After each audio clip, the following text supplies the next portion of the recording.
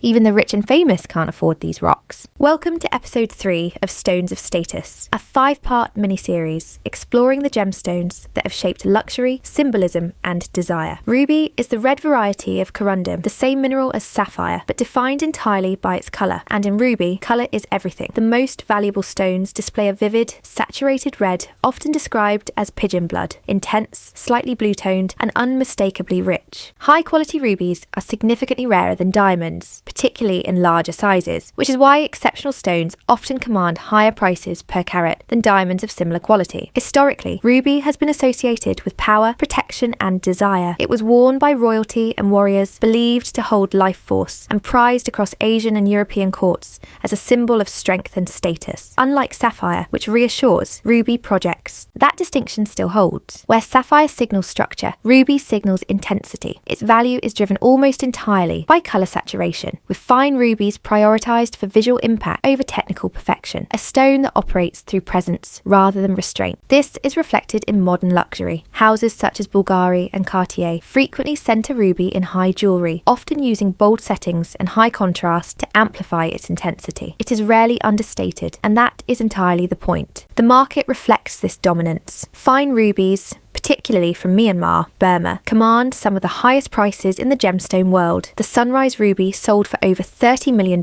setting a world record for a ruby at auction, proof of how rare true colour saturation is. But ruby, like many high-value gemstones, carries complexity. Burmese rubies in particular have been linked to political and ethical concerns, including sanctions and sourcing controversies. As with emerald and sapphire, origin and transparency remain central to its modern value. Ruby represents a different kind of luxury, one built on intensity, visibility, and presence. It doesn't soften itself, it asserts. Save and follow for episode 4.